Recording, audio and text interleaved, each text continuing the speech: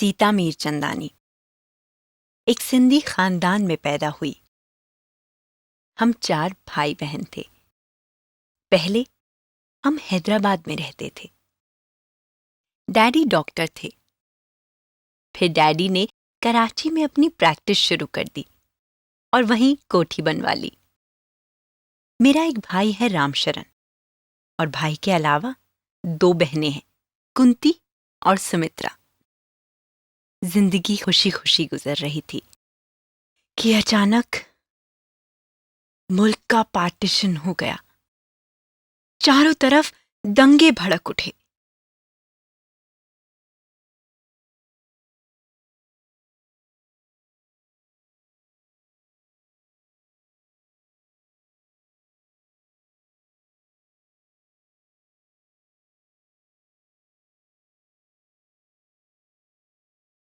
Partition की आग रोशन हुई तो हम लोग जहाज पर बैठकर कटियारवाड़ा के पोर्ट पर उतरे। यहां हमारी तरह लाखों शरणार्थी थे। उस वक्त मेरी उम्र ही क्या थी, यही कोई 19-20 साल। सिंधी शरणार्थी कारोबार की तलाश और नई जिंदगी की आरजू के सहारे हिंदुस्तान में फैल गए थे। और यही वो वक्त था जब डैडी बीमार रहने लगे थे। शरणार्थी कैंपों में रहने के बाद दिल्ली के करोल बाग के एक छोटे से मकान में जगह मिली। बस में बैठकर मैं रामजस कॉलेज पढ़ने जाती थी। करोल बाग एक छोटा सा घर। मेरी कहानी इसी घर से शुरू हुई। सत्यवती सीता ने देखा कि एक सुनहरा हिरन जंगल में भागा जा रहा है। हे नाथ, उन्होंने कहा, इसका शिकार करके इसकी खाल मेरे लिए ला दीजिए। रघुपति समझ गए कि हिरन कौन है। राम को देखते ही हिरन तेजी से भागा। जब हिरन राम के तीर से घायल होकर गिरा तो उसने एक फलक शिगाफ चीख मारी और चीख की आवाज सुनते ही सीता ने घबराकर लक्ष्मण से कहा, भैया, तुम्हारे भाई पर कोई आफत आई है, फौरन जाओ। लक्ष्मण राम को ढूंढने चले गए। रावण जोगी के भेष में सीता की कुटी पर पहुंचा और उन्हें जबरदस्ती उठाकर ले चला। रावण ने सीता को रथ पर बिठाया और तेजी से उड़ गया। सीता शिकारी के चंगुल में फंसी हुई। सीता शिकारी के चंगुल में फंसी हुई खौफजदा हिरनी की तरह चीखती चिल्लाती आसमान पर से गुजरी। जब उसने एक पहाड़ी पर बंदरों को बैठे देखा तो हरि का नाम लेकर अपना दुपट्टा उसकी तरफ फेंका। रावण ने उसे अपनी राजधानी में ले जाकर अशोक के जंगल में कैद कर दिया। बोलिए सियावर रामचंद्र की जय। जय। बेटे रामशरण, जी। किसी को तलाश कर रहे हो? नहीं माँ, कुछ नहीं माँ, किसी को नहीं। तो कहीं बाहर जा रहे हो? जी माँ। ठहरो, मैं भी तुम्हारे लिए खाना बना देती हूँ। दाल और पूरी तैयार कर देती हूँ, कुछ खाकर जाना। नहीं माँ, मुझे देर हो रही है। अरे वाह, देर कैसे हो रही है? बिना खाए जाओगे तो रास्ते में चक्कर आ जाएंगे। और फिर कुंती और सुमित्रा भी बिना कुछ खाए पिए ही स्कूल चली गई हैं। माँ, मुझे भी 8 बजे तक आसफ अली रोड पहुँचना है। तुम अब बनाना शुरू करोगी तो वक्त पर नहीं पहुँच पाऊंगा। बेटे, मैं भी क्या करूं? तेरे बाबा की तबीयत रात भर से खराब रही। देर से सोई ना, इसलिए देर हो गई उठने में। कोई बात नहीं माँ, कोई बात नहीं। कोई बात कैसे नहीं बेटे? मेरे बच्चे घर से भूखे निकले, क्या ये मुझे अच्छा लगेगा? अगर पुराना सिंध वाला घर होता तो क्या तुम ऐसे भूखे प्यासे निकलते घर से? मगर अब तो जैसे सब कुछ एक सपना सा हो गया है। वरना नौकर चाकर की फौज, किसी चीज की तकलीफ नहीं थी वहां पर। जो बीत गया उसे याद करने से क्या फायदा? कोई फायदा है? फायदा हो या नुकसान, बीते दिन भुलाए नहीं जा सकते बेटे, उन्हें नहीं भुलाया जा सकता। जो आज है वही असलियत है। अब इस असलियत को तस्लीम कर लो मां। वो इलाका पाकिस्तान में चला गया और अब हम दिल्ली के करोल बाग में हैं। हं, मुल्क तकसीम हो चुका है और अब ये घर ही हमारी सच्चाई है।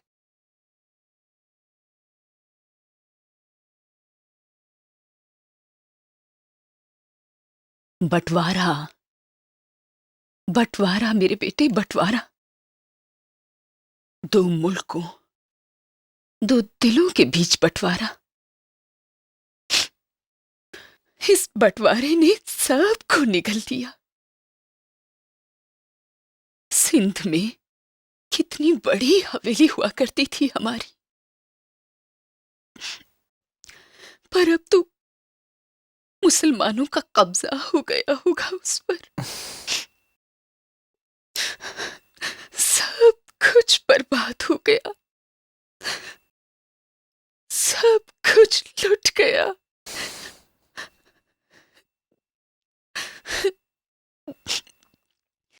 इस दिल्ली शहर के अनजान लोगों की तरह हम भी यहाँ पर आकर अनजान हो गए बेटे।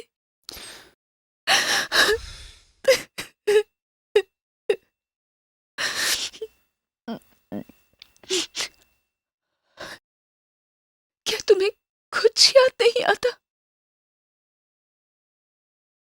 वो सब याद करने का फायदा भी क्या है मां? वो दिन अब खो चुके हैं। अब तुम भी उन यादों से बाहर आ जाओ। अब ये अजनबी ही हमारे अपने हैं। सीता कहाँ है? राम, मेरे बच्चों की रक्षा करना राम।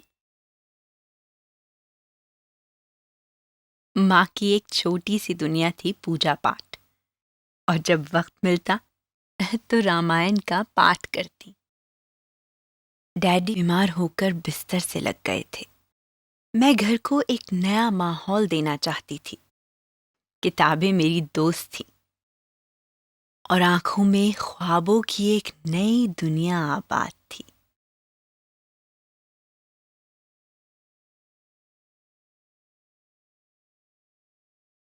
सीता, लो चाय पियो।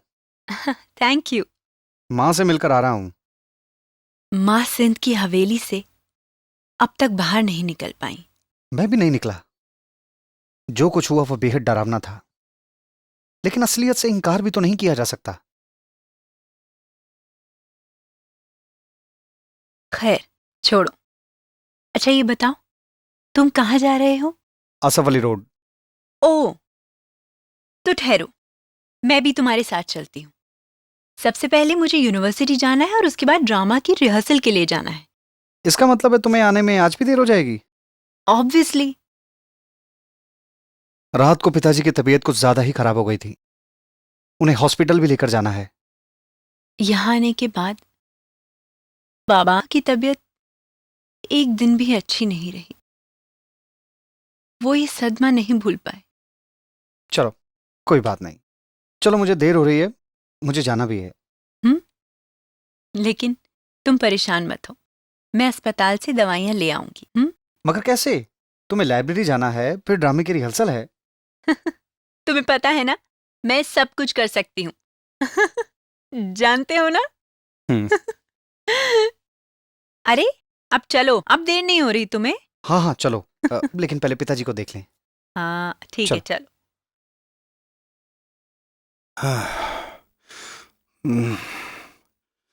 याद माजी अजाब है या रब,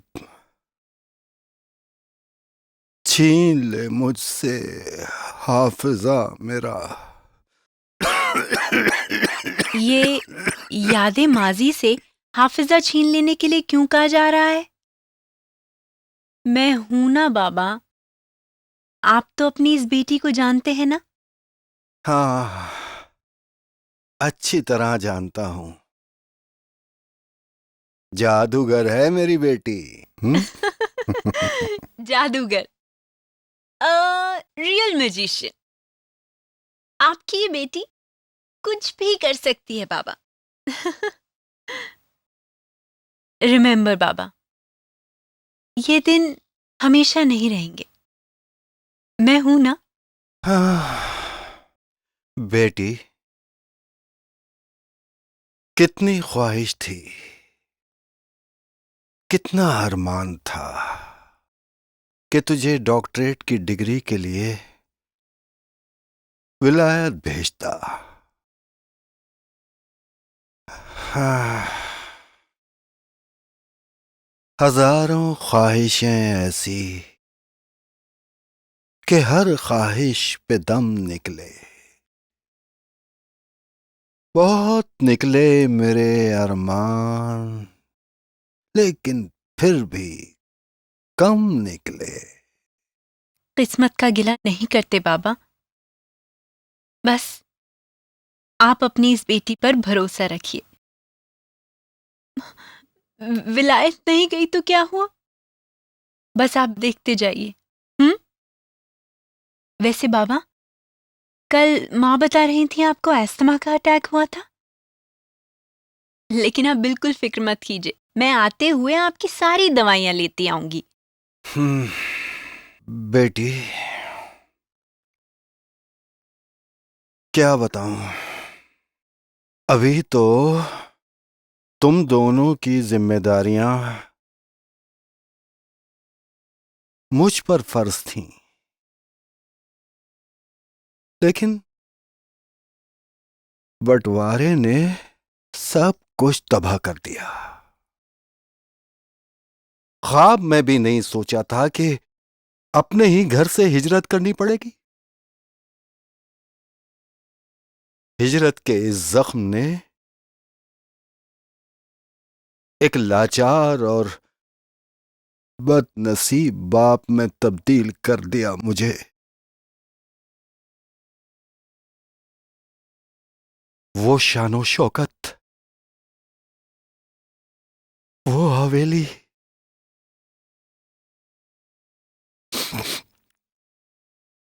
सब माजी का अफसाना। और यहां एक बीमार जिस्म है, खैराती अस्पताल में इलाज कराता हुआ। ऐसा क्यों कह रहे हैं बाबा? बंटवारे से जख्मी होने वाले एक अकेले हम थोड़े ही हैं। अभी भी न जाने कितने खानदान रेफ्यूजी कैंप में रह रहे हैं। हमें तो भगवान की दया से फिर भी छत नसीब हो गई। और फिर हम दोनों हैं ना बाबा, आपके दो मजबूत हाथ। जी। हम पर भरोसा रखिए।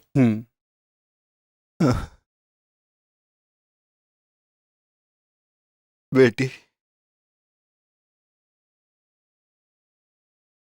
भरोसा ही तो उड़ गया। अरे, खुद पर से भरोसा उड़ गया।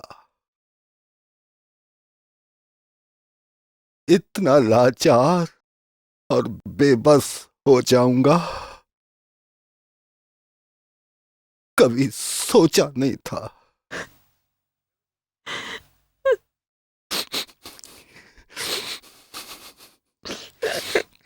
खैर, तुम लोगों को देर हो रही होगी, तुम लोग जाओ। जी बाबा, हम जल्द लौट आएंगे। चलो।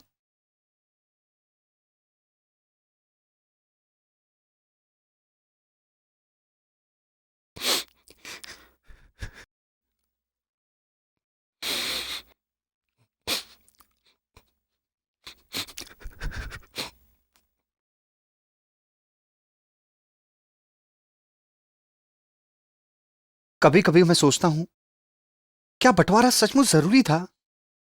क्या इस बंटवारे को रोका नहीं जा सकता था? आखिर गांधी जी भी तो थे। गांधी जी क्या करते?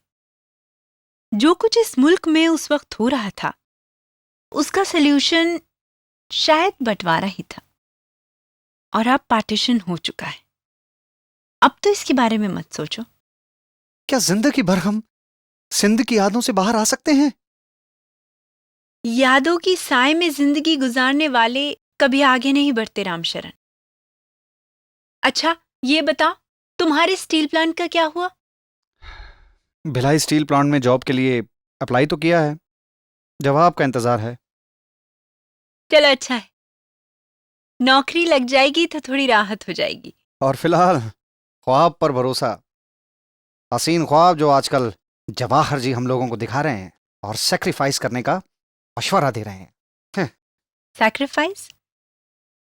क्या ये सैक्रिफाइस कम था कि सब कुछ छोड़कर लुटे लुटाए दिल्ली की बस्तियों में आकर रहने लगे? और क्या ये सैक्रिफाइस कम है कि दोनों हाथों से लुटाने वाले हाथ आज पैसे पैसे को मोहताज हो गए? और क्या ये सैक्रिफाइस कम है रामशरण कि बाबा जैसे जिंदा दिल डॉक्टर आज बीमार और लाचार बिस्तर पर पड़े हैं और जिंदगी के खो जाने का मरसिया पड़ रहे हैं? तुम ख्वाब देखती हो? हाँ, हमेशा देखती हूँ। क्या देखती हो? बाबा जादूगर कहते हैं मुझे। मैं देखती हूँ कि मैं अपने जादू के दम से सिंध की हवेली को यहाँ दिल्ली में ले आई हूँ। दिल्ली आने के बाद मेरी एक नई दुनिया थी। हेमा, अजरा, बिल्कीस, इनमें से सबकी अपनी उड़ान थी। हेमा नीली कोठी में रहती थी। उसके पुरखे औरंगजेब के जमाने में मुगल दरबार में मुंशी थे। हेमा के दादा साहब दीवान थे। बिल्कीस बहुत बड़ी एक्ट्रेस बनना चाहती थी। उसकी बड़ी बहन फरखंदा लोकसभा की मेंबर थी। अजरा, बिल्कीस, सबकी अलग जिंदगियां थीं और अलग रास्ते। तुम लोगों ने सज्जाद को देखा है? अरे भाई, यहाँ हम भी मौजूद हैं, हमसे भी बातें कर लिया करो। तुमसे क्यों बात करेगी अजरा? हेमा को तो सज्जाद चाहिए। क्यों हेमा? तुम लोग ना बात का बतंगड़ ज्यादा बना देते हो। और वैसे ये बताओ मुझे कि यूपी में तुम्हारा कोई बॉयफ्रेंड नहीं था? नहीं, तो अब बदला मुझसे लिया जा रहा है। फिर तो हो गई सिविल सर्विस की तैयारी। सिविल सर्विस की तैयारी कौन कर रहा है? अरे तुम्हें नहीं पता? ये हमारी हेमा मैडम को दुनिया फतेह जो करनी है। यहाँ कौन है जो फतेह के इरादे से नहीं आया? भाई मेरी दिलचस्पी तो थिएटर में है।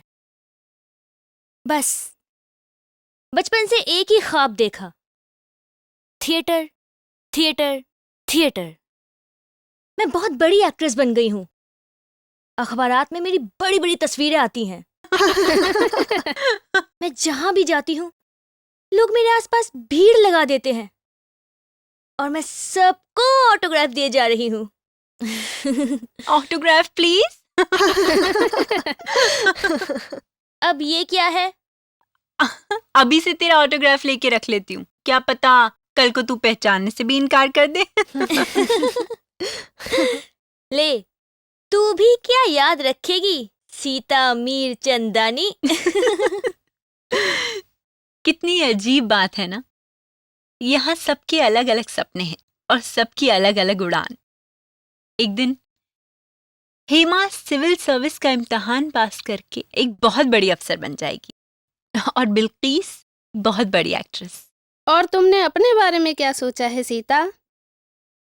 कुछ सोचा है, कुछ अलग करना चाहती हूँ और मैं जानती हूँ कि जो मैं सोच लूंगी वो करके दिखाऊंगी।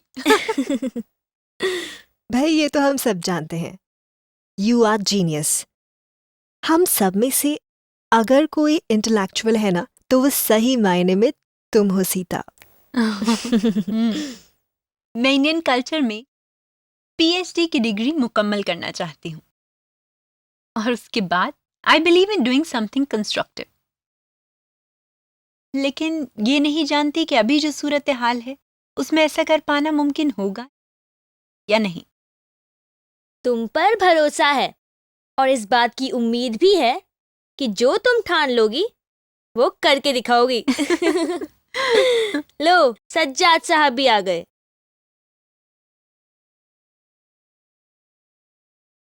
आप सभी को मेरा आदाब। आदाब। आदाब। आदाब। हेमा, वो किताब मिल गई है। अरे वाह, किताब मिल गई। कहाँ पर मिली? लाइब्रेरी में। चलो चलते हैं। बिल्कुल, चलो हम सभी चलते हैं। तुम लोग चलो, हम आते हैं। चलो चलो। अच्छा मैं भी चलती हूँ। बाय। बाय। बाय। कभी कभी मुझे हेमा और सज्जाद को देखकर अफसोस होता है। दोनों एक दूसरे से कितना प्यार करते हैं, लेकिन लेकिन क्या? दोनों के मजहब अलग अलग हैं। हम्म क्या उनके घर वाले उन्हें मिलने देंगे? घर वाले क्यों? ये उन दोनों की अपनी जिंदगी है और मोहब्बत के बीच घर घराना नहीं आता। सबसे पहले हम इंसान हैं बिल्कीस। तुम ऐसा सोचती हो? हाँ, हमेशा से मुझे लगता है मोहब्बत तो मोहब्बत होती है। मोहब्बत के बीच न जात आती है न मजहब। आखिर इश्क में जोर कैसा? इश्क पर जोर नहीं, लेकिन दो मोहब्बत करने वालों को हमारा ये मुआशरा कबूल कहाँ करता है।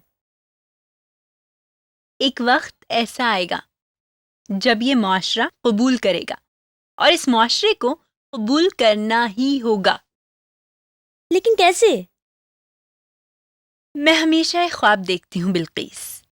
एक नया भारत, एक नई रिवायत, एक नई शुरुआत, जहाँ एक और कुरान शरीफ की तिलावत हो रही हो और तुलसी की रामायण पढ़ी जा रही हो और दूसरी ओर महाभारत के श्लोक गूंजते हों और बाबा फरीद की कलाम की मौसीकी भी रूह को सरशार करती हो। तुम तो बिल्कुल मेरे भाई की तरह हो। भाई? कजन। वो भी बिल्कुल यही सोचता है। उसे तहजीबों को जानने का नशा है। वो कालिदास के मेघदूत में गुम रहता है। कहाँ है वो? 7 समुद्र पार अमेरिका। पर घबराओ मत, बहुत जल्द आएगा और मैं तुम्हारी उससे मुलाकात कराऊंगी। उसका नाम क्या है? नाम तो ऐसे पूछ रही हो जैसे चांद को चुराने की ख्वाहिश हो। अब चलो भी, हमें रिहर्सल के लिए भी जाना है। चलो। तब मुझे सिर्फ एक ही फिक्र थी, जैसे भी हो मुझे खोई हुई बाजी जीतनी है। जो लाहौर में लुट गया वो मुझे दोबारा से हासिल करना है। इधर बाबा थे जो माजी को फरामोश न कर सके थे। मुझे बाबा के उस माजी को वापस लाना था।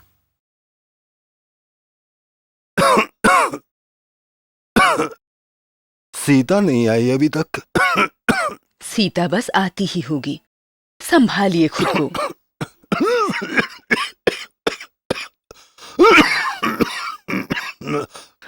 क्या हुआ? तुलसी के पत्ते गर्म पानी के साथ 2 बार पिला चुकी हूँ आपको। थोड़ी देर में ही आराम जरूर आएगा। ये रामशरण कहाँ रह गया आज? सीता ने कहा था रिहर्सल के बाद दवा लेकर सीधे यहाँ आएगी। उससे भी न जाने क्यों देर हो गई। बच्चों पर कितनी जिम्मेदारियां डाल दी हैं मैंने। अरे अभी उनके पढ़ने की उम्र है, मगर कभी कभी सोचता हूं कि मौत आ जाए तो इन बच्चों को कुछ आराम मिल जाएगा। कैसी बातें करते हैं आप? अगर सीता और रामशरण सुनेंगे तो कितना नाराज होंगे। आप जानते हैं ना वो आपसे कितनी मोहब्बत करते हैं।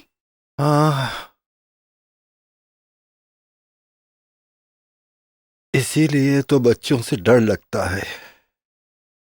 अरे इतना ख्याल रखते हैं कि अपना भी ख्याल नहीं रख पाते। बच्चे अब बड़े हो गए हैं, हमारे ही तो संस्कार उनमें आए हैं। वरना आजकल के बच्चों को देखिए। हाँ, ठीक कहती हो, लेकिन मैं तो बस इतना जानता हूं कि ये दोनों बच्चे जल्दी से अपने अपने पांव पर अच्छी तरह से खड़े हो जाएं और जिंदगी से जो कुछ भी ये चाहते हैं वो उन्हें आसानी से मिल जाए। फिर उसके बाद मौत भी आ जाए तो परवाह नहीं। अब बस भी कीजिए ना, शुभ शुभ बोलिए। कितनी बार आपको समझाऊं मैं? जब हम सिंध वाले घर में रहती थी तब क्या आप इतने ही कमजोर होते थे? क्या जिंदगी थी वहां पर आपकी? सीता और रामशरण भी कितनी शान से रहा करते थे, और अब क्या जिंदगी हो गई है हमारी यहाँ।